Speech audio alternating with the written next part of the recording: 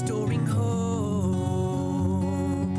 Open my eyes to see the world through different eyes, revealing your light, restoring hope. Welcome. It's top of the hour on the 12th day of May in the Lord's year 2013.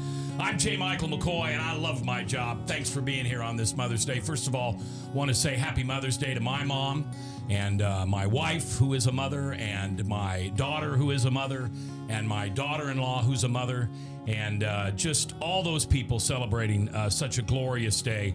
And I don't know what the weather's like where you're at. Where we're at live here in the Midwest, it is a beautiful, sunshiny day, a little brisk wind, and just a wonderful, sunshiny day.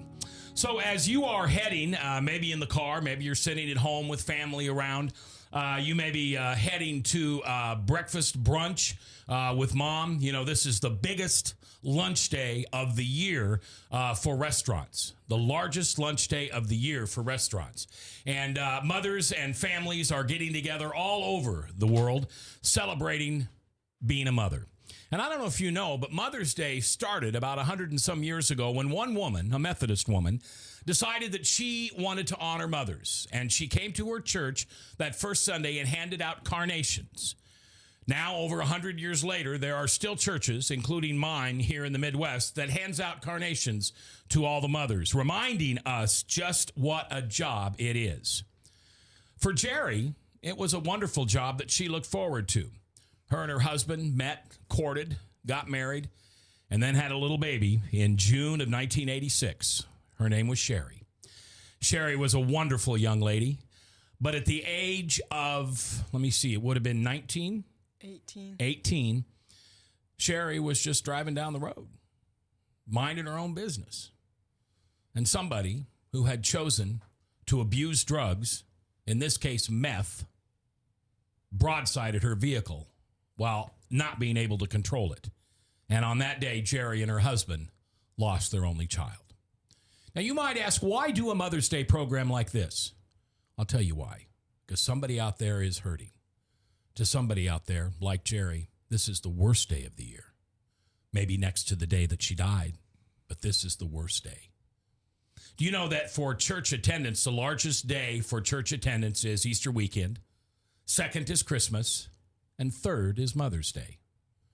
And just as a side note of humor, Joe, do you know what the least attended Sunday of the year is? What day? Father's Day. Well, that figures. Fathers get up and they say, I want to go fishing, or I want to go hunting, or I want to play golf, or you're not going to drag me to church today. I'd say we need stronger men's ministries then. I would agree. Joe Mines here from St. Gregory's, also Bob Montserrat, the Cat in the Hat, producing Maddie on the video, and of course, Eric on the audio, and we appreciate you being here on RestoringHopeLive.com. We'll remind you, next week's show, a pastor's fall from grace. And it wasn't because he decided he was attracted to a different gender. It wasn't because he had an affair. It wasn't drugs or alcohol. It was mental illness. And it was public, on the news, front page of the newspaper. His fall and rise, that's next Sunday here on Restoring Hope. Jeri, thanks for coming in today. You're welcome. Did I describe your emotions on this day well? Pretty much. You got to be a mother for, what'd you say, 19 years? Yeah.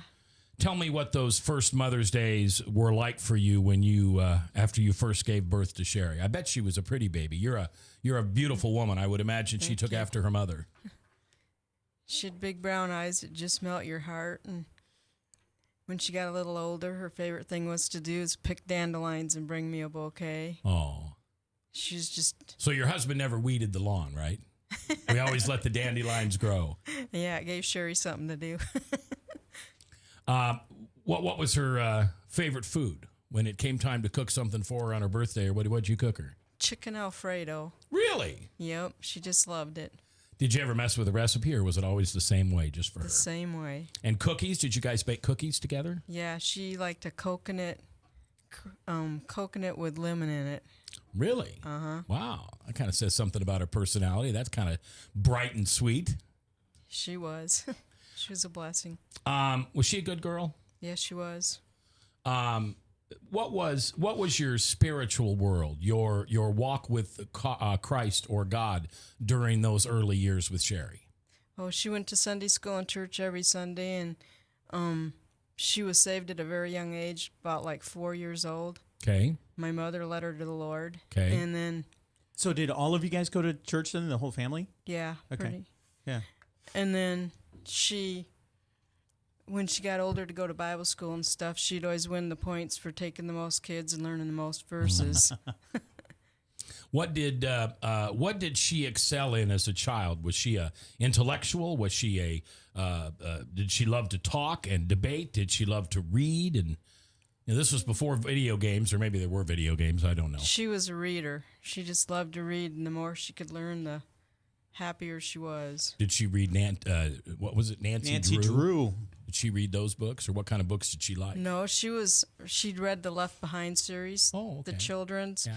and then as she got a little older, I let her read the adult ones. What kind of music did she listen to? And did she ever turn it up too loud? No. No? Now, you guys got along really well. I mean, this is not... She was like my best friend. We did everything together. We went for walks, rode bikes. She'd tell me stuff that her girlfriends would say, I can't believe you told your mother that. That's awesome. It is. What was her favorite song, do you know? Probably I Can Only Imagine. Did you play that at her service? Uh-huh. Yeah. Seems like that's played at a lot of services where young children are gone. I lost a niece at age 16, and that was the song that we played at her funeral, and it was the first time I'd ever heard that song. Oh, And boy, did it make me cry like a baby that day. I cry every time I hear it. I'll bet. This is Restoring Hope Live, and you're listening on the XM Sirius Network. You may also be listening at our affiliate in Des Moines. You may also be listening to it on our affiliate in Columbus, and we thank you all for listening. As I said, coming up next week, The Fall from Grace. No, not of Dr. Hartwig. We forgive him no matter what he does. But a pastor, and it wasn't drugs and alcohol. It wasn't a same-sex attraction. It wasn't a failed marriage. It was mental health. And when he fell publicly on the front page of your newspaper and the lead story on the evening news.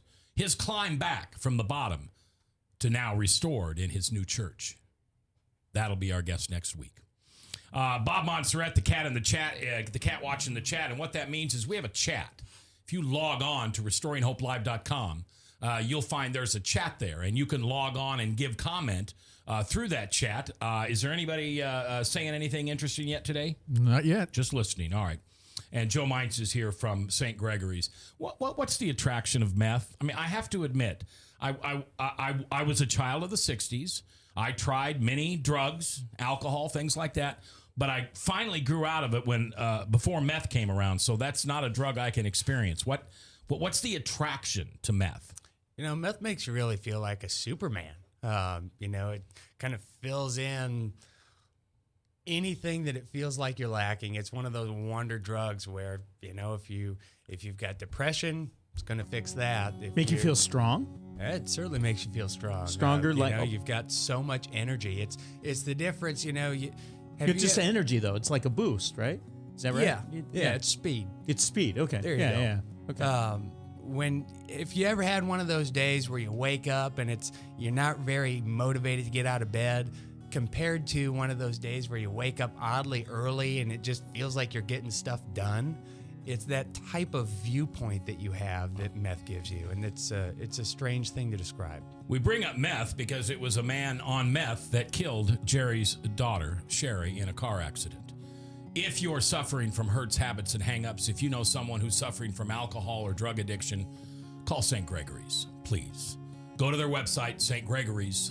Just Google it and find out how you can get help live here on Restoring Hope. Restoring hope. addiction treatment is all the same. Whether you're addicted to pornography or whether you're addicted to Miller beer, there's still addiction. And I've got Joe Mites here from St. Gregory's. And if everything's an addiction treatment, then why are shows like this so important for St. Gregory to be around? That's a really good question, because this format really talks about those issues that people are struggling with. What we're really dealing with when we talk about addictions treatment is really getting to those core fundamental issues that are really throwing confusion into people's lives about what's my purpose, how did I get here, what do I do from here? And that's really what we find leads to an addiction. That's a big point for us. You know, I know that at the end of my addiction, when I was either going to choose to live or die, one of the questions that came out, because I did have a spiritual relationship with God at the time. I didn't know Jesus this well, but I kept saying, what's my purpose? Why am I here? I'm 40-something years old. I've had my kids. I've made money. My wife's okay. Why are you keeping me around? That's what's really surprising for people as they go through the St. Gregory program, is what the program's really focused on isn't so much about putting Band-Aids on things and helping you find momentary, fleeting bits of happiness or pleasure. We're really breaking down what does it look like to obtain true happiness and true joy. We're really making an effort to help people heal completely from the inside out and help them to reach a higher goal as opposed to just being sober. We're not looking at sobriety as the end goal.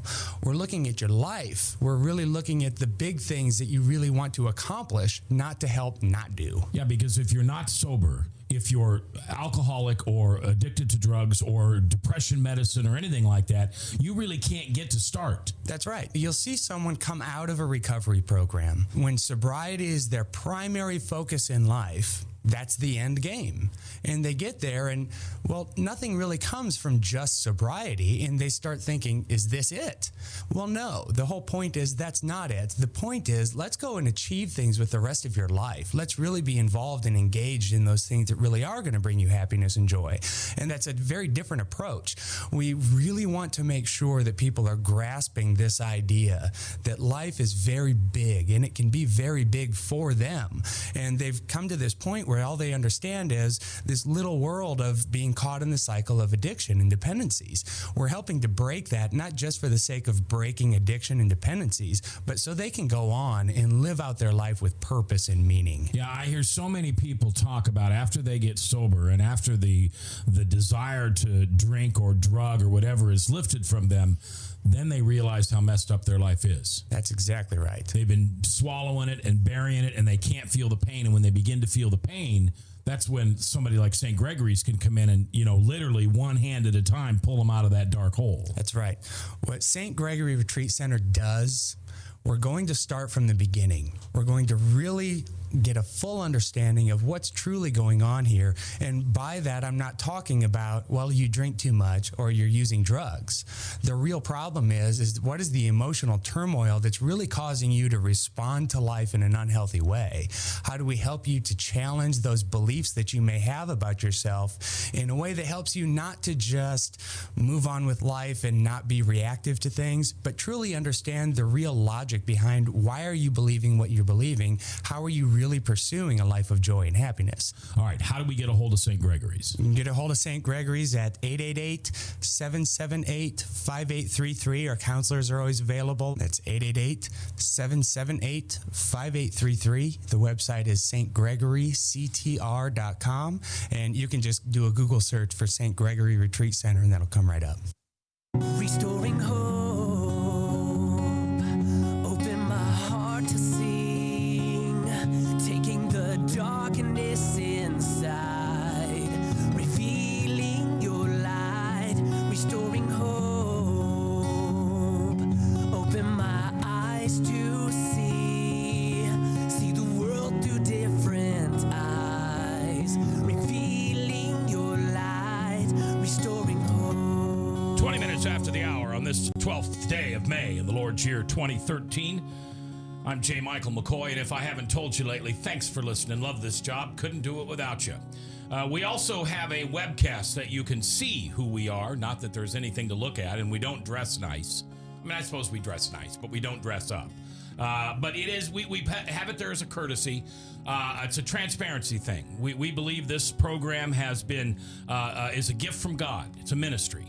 And God asks us to be transparent. He asks our guests to be transparent in the truth in telling their story, and he asks the host to be transparent in why we love doing this ministry. Dr. Hartwig is a educated man, I got the bills to prove it too. but you're also a pastor. Yeah, I And guess so. you and your wife are counselors. Yep, we counsel. Yep. Christian young couples. Yep. Joe, of course, is with St. Gregory's, and here he is our addiction specialist, and Bob Montserrat, who in real life is an expert on alcoholism because you testify all over the country in the effects of alcohol to people's body. Mostly Iowa. Okay. But I do testify about that, yes. Yeah, so Is that experiential knowledge of alcoholism? no. No, Oh, okay. Although his dad was, he's an alcoholic. he right. was an alcoholic. Yeah, Was or is? was. Was, okay. Our guest today is Jeri, and the reason Jeri's here, and she's just going to be here for this segment. In February of 2005, her 19-year-old daughter, her only child, her best friend, was murdered in a vehicle by a man who was high on meth. And tell me about that day or night when you heard about the accident. First, they said that she was at fault, that she's over the center line, but later they did send in drug tests and stuff, and he was high on meth, and she was clean as a whistle. She never drank, she never did drugs or anything. She knew the Lord as her Savior, and I mean, she loved him and she lived it. So, But- if you don't mind, you were sitting at home when this happened, or how did you get notified that this happened? Dan got a phone call. Dan's your husband. Dan's my husband, and he got a phone call. She worked at a restaurant here in Oskaloosa, Iowa, and she hadn't showed up for work. And he called and he asked me if she was at home, and I said no. So I tried calling her, and there was no Sherry. She didn't answer, and she always answered.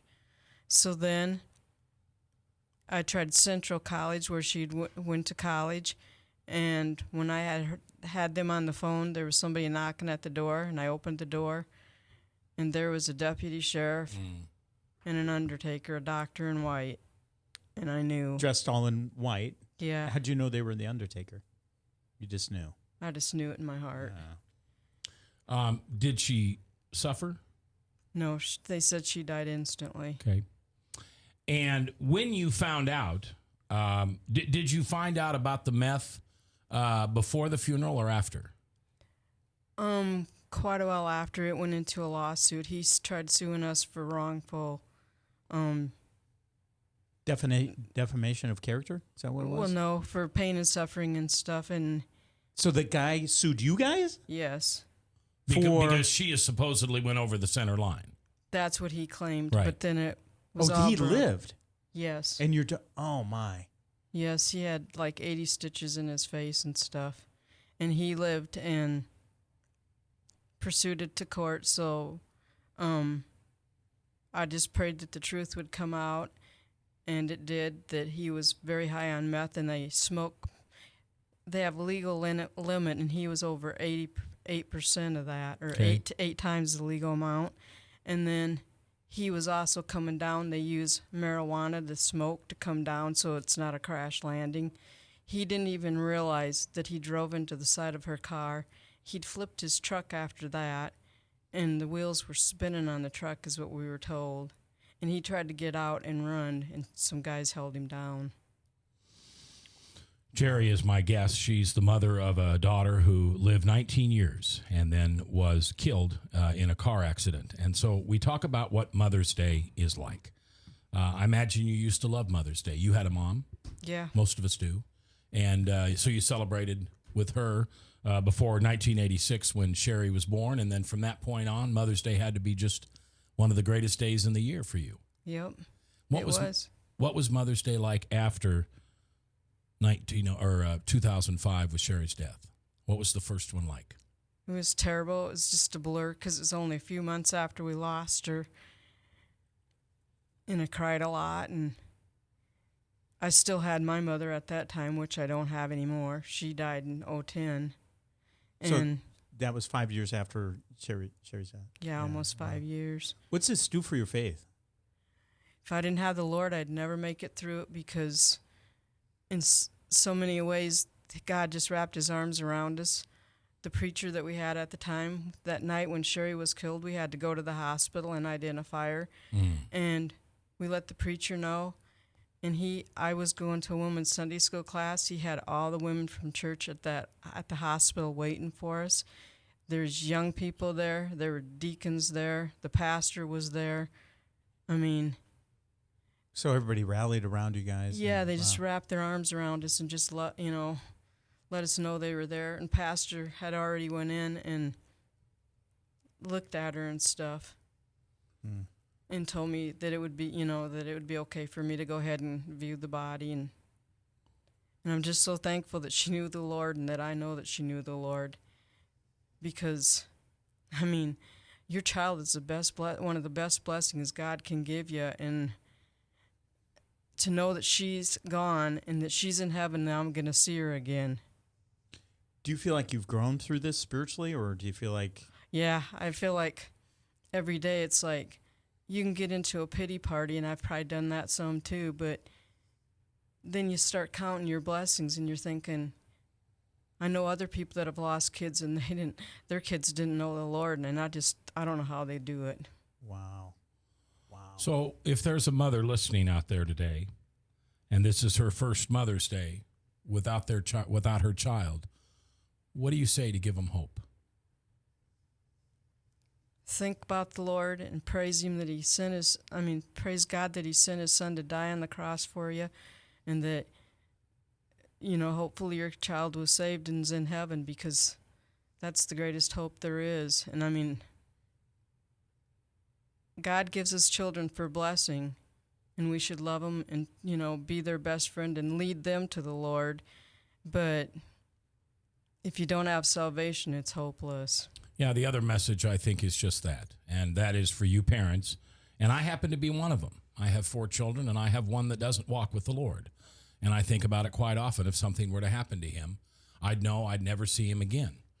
I thought about it in church, in fact, this morning, just needing to take him out to lunch and sit down, and I appreciate you being here, because it kind of reinforces that shouldn't be a want, that should be a need. Yeah. And thanks to you being here, I'm going to take my son to lunch this week, and we're just going to talk a little bit more about his absence of walk, because he was raised with it, obviously, but then rebelled. I guess that was because of the father. Now, I understand you and your husband are still together, right? Yes. Now, I also understand that a lot of marriages, when they go through this kind of stress, they end up blown up. I mean, they end up filing for a divorce and those kind of things. Talk about the marriage. Do you feel like you're stronger, weaker, about the same? Don't want to put you on the spot, I guess. But Today I feel stronger. We've had our ups and downs. Sure. And right after it first happened, the house that we lived in, we remodeled it, and Jeri helped me paint a lot of the walls and stuff. And it messes with your head and your heart really bad. Right. And I moved out for a while, and then it hit me one day. I still love Dan. I want Dan. I don't want him out of my life. My problem was I couldn't deal with the memories and all the hurt there. Right. So then, we got back together and we moved away from that home. And our marriage has just grown, and now we're looking to move away to a new area and new job or something. Yeah, and try to get involved into a church and wow, good for you. God's been so great to us that it's time to start, repaying him back and stuff. Well, by you sharing your Mother's Day with us, and it's our prayer before every show that his words through us. And we also pray that there's somebody out there that needs to hear the strength that you have, the walk and the relationship you have with the Lord, your relationship with your husband, and how you've coped with it these last, it's been 8 years now. This is your eighth Mother's Day without Jeri. But she's with the Lord. Yep. And it's just going to be a blink of an eye until you're standing right next to her. Thank you for coming in today. I really appreciate it. Thank you to your husband also. God bless you for being here, and happy Mother's Day. Thank you. Because you're still a great mom. You know that, don't you? Thank you. All right. When we come back, we're going to have some conversations on why Mother's Day isn't so happy for some people. It isn't always a glorified day. But if you're spending time with your mother today, or you're spending time with your child today, count your lucky stars, because not all mothers can. We're coming back live on Restoring Hope. Restoring hope.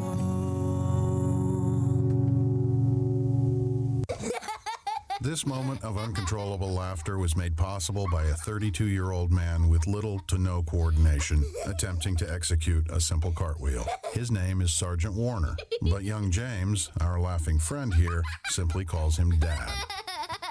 The smallest moments can have the biggest impact on a child's life. Take time to be a dad today. Call 877-4DAD-411 or visit fatherhood.gov. Brought to you by the U.S. Department of Health and Human Services and the Ad Council. So, Jacqueline. Yes, Mom? I wanted to talk to you about something and... Oh, wait. Hold on. I just got a text. Oh, there's another one. Wow. Busy me. So, anyway...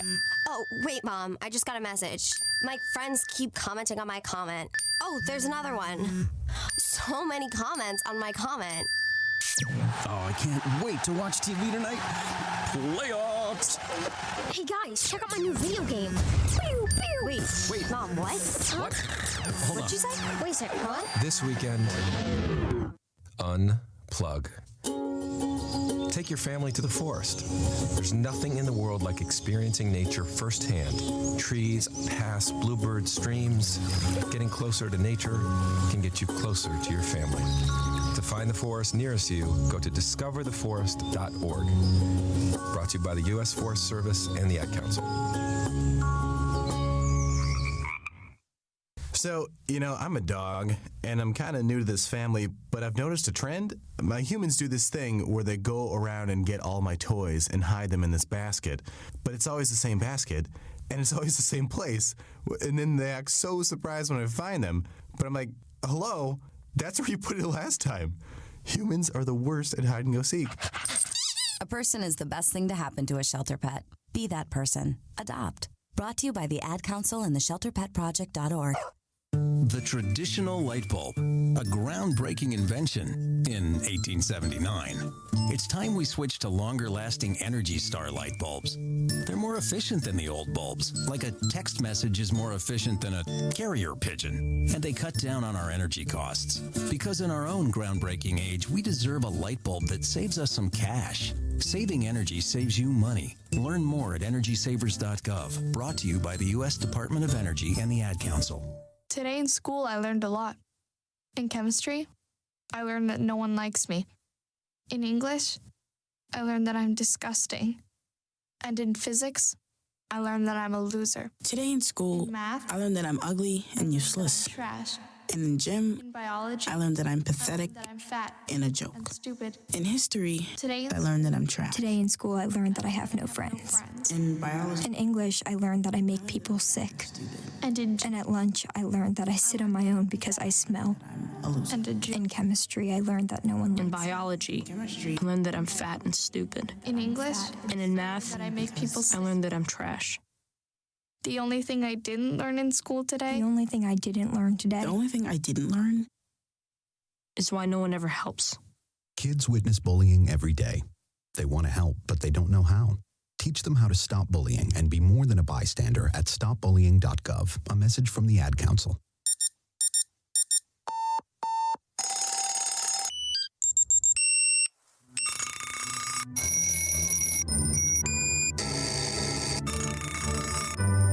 Make sure your child is up with the alarm and ready for school each morning, because missing just 18 days, even in middle school, will put their graduation at risk. It's up to you. Learn more at boostup.org. Brought to you by the U.S. Army and the Ad Council. Restoring hope, open my heart to sing, taking the darkness inside, revealing your light, restoring hope, open my eyes to see the world through different eyes, revealing your light, restoring hope. 25 minutes before the top of the hour on this, the 12th day of May in the Lord's year 2013. I'm J. Michael McCoy, and this is Restoring Hope Live. We appreciate you listening. This is simply a ministry to help people with life's hurts, habits, and hang-ups. We have different experts in the room on different kinds of alcohol or drugs or prescription drugs. That is one of the fastest growing addictions is to prescription drugs. And I know St. Gregory's deals with many clients, patients who are happy that you're there in that case. Yeah. Because people just don't realize that all of a sudden, it's incredible to see. It's Yeah. incredible to see. All right, we're going to go to the phones, take a phone call here from Calvin in South Carolina. How you doing, Calvin? Hey, I'm doing great. I appreciate you taking my call, and I just happened to be blessed by the Lord today, and was able to catch your show. I listen to Family Talk every day, and I happen to hear you guys talking. I'm like, wow, let's talk about addiction and things of that nature. And I know I have a problem that with alcohol. You know, it's a habit. I call this a bad habit that can turn into be a serious problem. I was talking to your partner and telling him I recently got married, and I just want to make sure I got a bridge to cross over before I wake up one day and there's no bridge there. And I just want to share it with someone and Okay. get any type of advice. Can I ask you a couple questions? Sure, you definitely can. How often do you drink? Lately, I've been drinking every day. Do you drink at the beginning of the day? No. I work. I work. I drink at the end of the day. Are you an alcoholic? I would say yes. A drink, yes. Okay. Well, congratulations, Calvin, because you just did the most important thing. You realize that you have a substance abuse problem. And let me tell you, there are mothers and fathers out there listening right now. That's their number one struggle, is to get their child, their spouse, their uncle, their brother, their parent to recognize there is a problem. So congratulations right off the top. Yeah, absolutely. Yeah. I got to tell you, especially from St. Gregory's point of view, we have so many people that call in. And for the most part, when somebody calls us, it's for a family member. And there's beginning to become more and more people that are calling in for themselves, which to us it's an amazing thing. And I can't tell you what a big deal that is, because for you to actually reach out, for you to really be looking at your life and having some introspection and really be challenging what's going on with your trajectory here. It doesn't get any bigger than that. And what Max said, congratulations, you really do need to take that to heart. Now, what's really going on here, you're kind of to this point where you're seeing some happiness on the edge here. Did you say you're recently married? Yes. Well, congratulations on that. And let me just ask, is the wife, how do I say this nicely, is she contributing to the excess drinking? Well, I have a unique situation. I've married off the country, so my wife haven't came into country yet. She is aware of my problem, because I told her I have a problem. My wife is Asian, and I visit there every 6 months or so as I wait for Homeland Security and immigration papers to be fulfilled, and then she will come here. So when you say you have problems with it, how does a problem identify itself? I enjoy it, and are you losing your job? Are you spending too much money with it, or are you just being crazy with it? No, not crazy, not losing my job. Maybe when I'm not working, like if I go to Asia, I may drink every day, and that costs money. Just because I'm on vacation, and it just kind of gives me that feeling that I want to have. I'm trying to get to that point where I can be spiritual fulfilled with happiness and joy, where I don't need that, or if I'm going to have a drink or two, and then okay, fine, I'm done. But I usually would drink until I'm about drunk. Yeah, and unfortunately, Calvin, and hang on. Unfortunately, that, and God bless you, that we're not having to try to convince you that you're an alcoholic, but that's one of the signs of a true alcoholic. I know I am one. The difference between a drunk and an alcoholic is we go to meetings. I've been going to meetings for a little over 3 years. You're an alcoholic because you're about ready to start meetings or go through some type of treatment center. But one of the signs is you don't stop once you start. And you might go 3 days, right, Joe? You might go 3 days and never have a drink. But when you take that drink on that fourth day, you don't have one, you have 9. Yep. All right. So what do you have a pencil and paper in front of you, Calvin?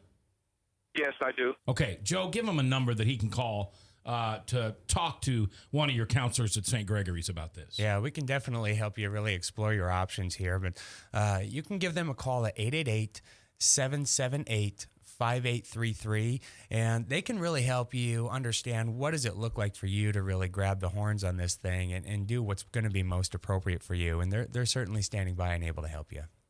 Right. Okay, and it's definitely appreciated, and I, even though I appreciate what you guys are doing, like I say, I know it had to be well, the steps of a good man is ordered by the Lord, so I just have to be listening to radio, and I heard the word say, hey, call this number, and I call. Well, Calvin, we pray on this radio show. We believe in prayer. We believe in a magnificent Father in heaven, and we don't believe it's any accident that at this hour, we're here in the Midwest, you're in South Carolina. We don't believe it's any accident that the Lord led you to a program that was talking about what God was laying heavy on your heart. He works miracles in front of us every day, Calvin. We just don't recognize them.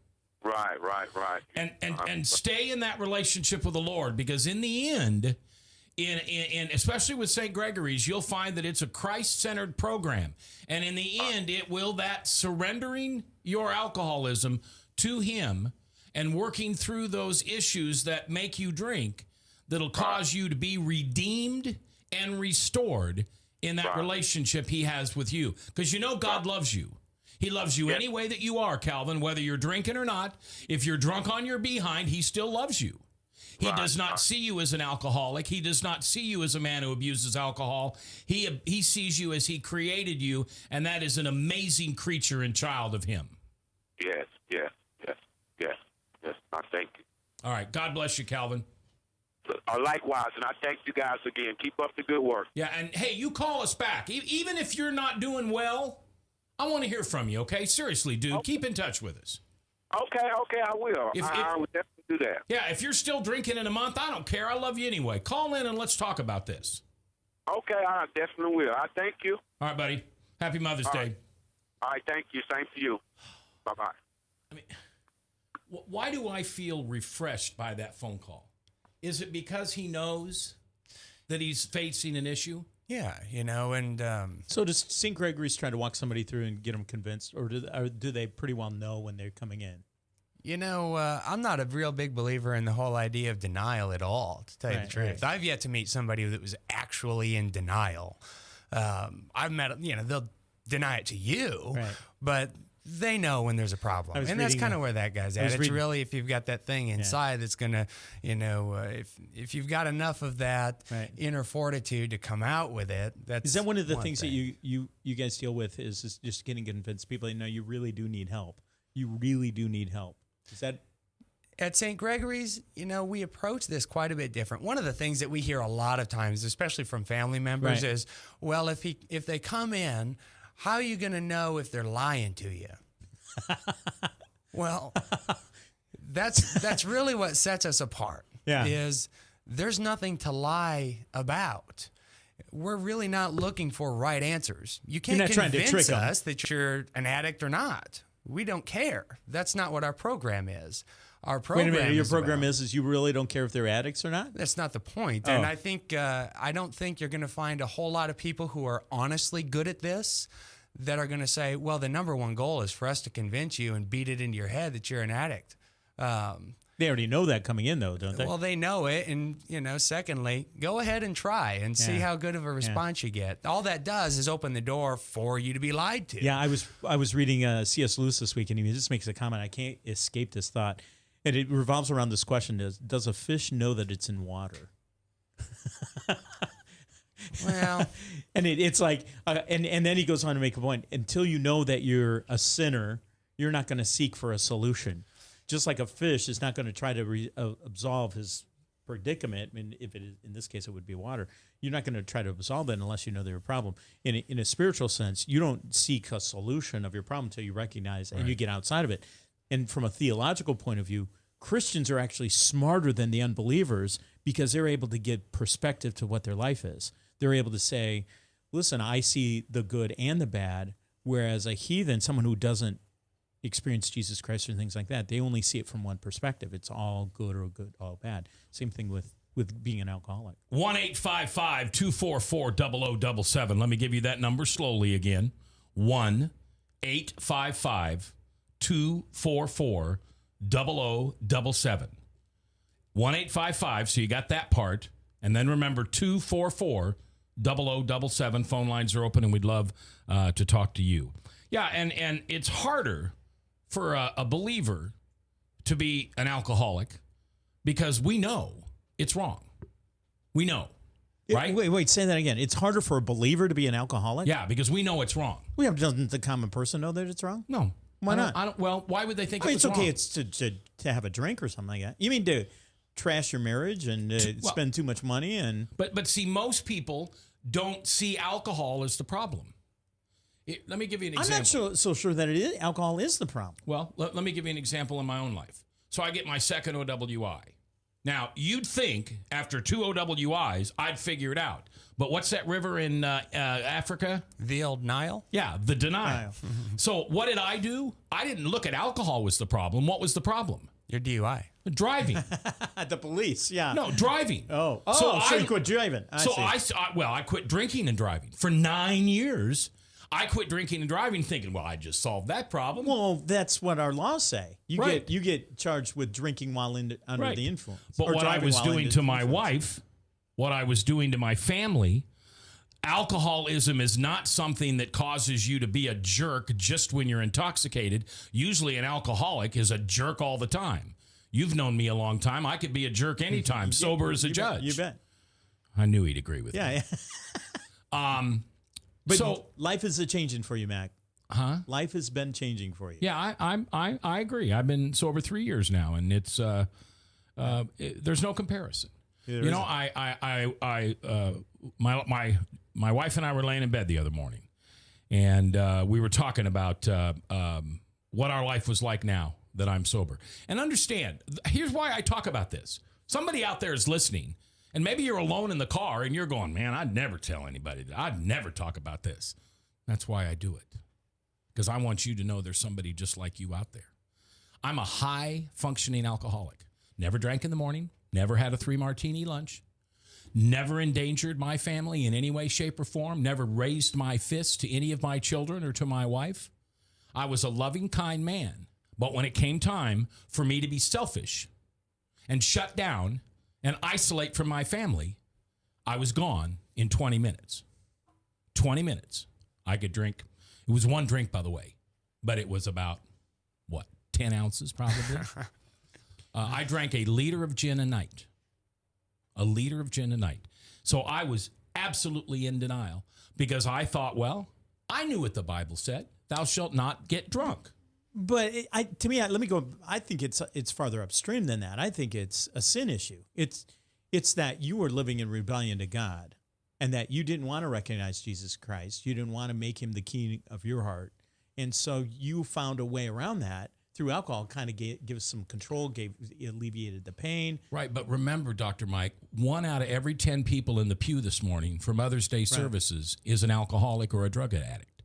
Right, but it's going to manifest itself in different ways. Sometimes it's going to be alcohol. Sometimes it's going to be meth. Right, but they already have a relationship with Jesus, and they still choose to abuse alcohol. Right, because of the sin nature. It's still there. It's still playing and things. That doesn't absolve anything, but it absolves something. At least it sets us on the right path. It still is an issue, but the gut thing at the end of the day, the thing is at the core of this, is that we want our own way. Yeah. We want to do things and do what we want. Yeah. And that's the thing about this guy is that he's got the gut of it right. What Calvin said is, I want to live for Jesus Christ. And to me, that's the real answer. Because I think St. Gregory's, they do a great job. They get people pointing in the right direction, and they try to address that core issue. I think other places, they'll go in and they'll try to say, well, we just got to take care of the alcoholism. Well, that's what I mean. Yeah. But if they take care of the alcoholism, what? Yeah, tomorrow it's going to be meth. Yeah, it's called white knuckle quitting. You quit, but you get no. And congratulations for quitting, but God wants to take you somewhere on this journey. He wants to embed himself deep within you so you understand that those hurts, habits, and hangups that you have, it's not because you drink. You have them anyway, but because of them you drink. And what's inside of you for the reason that you drink, God can remove. Maybe you've had counseling. Maybe you've white-knuckled it. Maybe you've lost a family or a job, and you don't think God loves you. You don't think he loves you the way you are. Well, he does. He loves you as an alcoholic. He loves you when you're stoned out of your mind on meth. He loves you when you're smoking your weed, and he loves you when you're drinking. But you're not fulfilling what he created you to be, and that's the thing I love about your program. That's the whole point, man. You see that all the time. People get sober for the sake of sobriety, and my question is why? They get sober isn't the for goal. the sake of sobriety, meaning that They think, being well, a if drunk I'm is kind of- sober, everything is happy. Well, that's not the case. Everything is happy when you're using your gifts and being engaged with your gifts and being others-centered and using your gifts for others. There's bigger accomplishments in life than sobriety. Sobriety is just the thing that's going to be first necessary for you to pursue those. And that's really what our program is about. It's, I kind of look at it, it's the same thing as a baseball player if he wants to hit a home run, just trying to hit the ball hard enough to make it over the wall, as opposed to swinging for the fences and knocking that sucker as far as you can. Yeah. You're going to have two different results. You're going to be a lot less likely to actually get it over the wall if you're trying to gauge how hard you hit it just to do that. And we look at recovery in life the same way. We're not really looking at sobriety as your end goal. We're taking a look at what does it look like for you to really consider your end days? What does it really look like for you to consider your point B? And how do we go after that? Let's start getting excited about who do you want to be? Who are you? How do we really help you find joy and fulfillment in your life? And it just so happens that sobriety is going to be a part of that on the way. And when people are looking at higher goals than just this shallow end game, then they're amazed with what they can truly come out with. And it's really exciting stuff. Joe Mines from St. Gregory's in the house. This is RestoringHopeLive.com. If you're listening and it's not you, it's somebody else. And we all know somebody like that. Maybe it's a son or a daughter. Maybe it's a son-in-law or a daughter-in-law, which adds a little resentment and anger to their alcohol or drug abuse. All you can do is pray. I want you to hear this. There's nothing you can do. Now you're going, well, I'm his mother. I can get to him. Or I'm his father. I'll whip him into shape. Or I'm his boss. I'll threaten to fire him. You can whip him. You can slap him. You can talk to him. You can fire him. And it won't make any difference. What you can do is pray. Pray that God brings the message to them on their own independently. Pray that they hear it in a sermon, or maybe a terrible news report of somebody dying because of a drunk driver, or maybe get them to listen to this program next week. This is a program when we talk honestly about hurts, habits, and hangups. And the number one hurts, habits, and hangups inside of a church, inside of your family, is usually addiction and abuse. Yeah, that's, I'm actually gonna disagree with you a little bit. Okay. I've never been really big on the passivity of this notion that there's nothing you can do. Okay. Now, it's true. You're not the one that's going to be able to turn that person's life around necessarily. That is something that's generally going to come from the Holy Spirit if it's really happening in an organic way. But at the same hand, we also have a lot of people that I've spoken with, and I was an interventionist for a number of years and dealt with a lot of these similar types of issues where people will get to a point of apathy and say, well, no, we did what we can do. We prayed last weekend. We just spoke to a mother who lost her child from somebody who was abusing meth. Yep. I promise you she would have a different type of life if everybody involved in that gentleman's life had done whatever it took to get between him and those drugs. If you've got a child, I don't care what it takes. Do whatever you can do to get between your child and those drugs. Wow. It kills people every day. That's something that we take a little bit different stand on at St. Gregory's. There's a lot of times where, you go through a treatment center and the counselor will call and say, well, they're just not ready. Well, that's not okay. You can never use that as something where you can just say, well, there's nothing that can be done. They're just not ready. I don't think that that's true. People aren't ready for a reason. And I think that the onus is on, first of all, us as Christians. For those of us in the field of addictions, the onus is on us as well to do whatever we can to help somebody recognize the gifts that they hold, to help somebody recognize the joy that does come from a life of virtue. And when you can help somebody come to some answers, it's truly amazing. If there's a known path to get some help and to have some recovery and to have some happiness and joy, they'll take it. But the problem is they're not going to until that's really real to them. Okay. And that's our goal. And Joe, I love what you're saying. That really real to you. I love what you started with too. I think the Bible talks clearly that we have an obligation to lay aside the sin that does so easily beset us. That's right. Every one of us has something that is our sensitive point, something that we're prone to. Some people it's going to be meth. Some people it's going to be alcohol. Other people it's going to be pornography. Other people it's going to be gluttony. Mm-hmm. We have an obligation to do something about it. We can't just throw up our hands, well, I can't do anything about it. God's still going to hold us culpable for how we respond to that sin. Yeah. And so we need to make sure we step up to the plate and do it. And when you've got a good place like what you're talking about and what you work at, you're very privileged to work at, we're idiots not to seek out places like that when we're so entrenched in those sins and it's destroying our lives. Man, I tell you, I wouldn't be here if there weren't people in my life that made it very, very clear to me that this is not okay. I love change you, is happening, but it's not okay. Yeah. That's right. Always remember, I love you, but it's not okay. Mm-hmm. Yeah. And they always did it from a place of love. Yeah, it's not you that's broken. It's this addiction that you have. Yeah. Yeah. And we all have one. We all have one. What's yours? None of your Never business. I want to read something good for you moms out there. Proverbs 31. Who can find a virtuous and capable wife? She is more precious than rubies. She is clothed with strength and dignity, and she laughs without fear of the future. When she speaks, her words are wise and gives instructions with kindness. She carefully watches everything in her household and suffers nothing from laziness. Charm is deceptive and beauty does not last, but a woman who fears the Lord will be greatly praised. Reward her for all she has done. Let her deeds publicly declare her praise. That goes out to my mom and my wife and your wife and your wife and your wife and all those kids. Happy Mother's Day. Remember, there's always sadness for a mother in this life because she never thinks she's quite good enough. Your mother's just that way.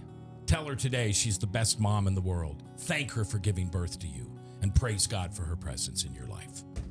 Next week on Restoring Hope, a father, a pastor who falls to the lowest point in life. Public embarrassment, how he climbs back to serve the Lord. That's next week. Thanks for listening.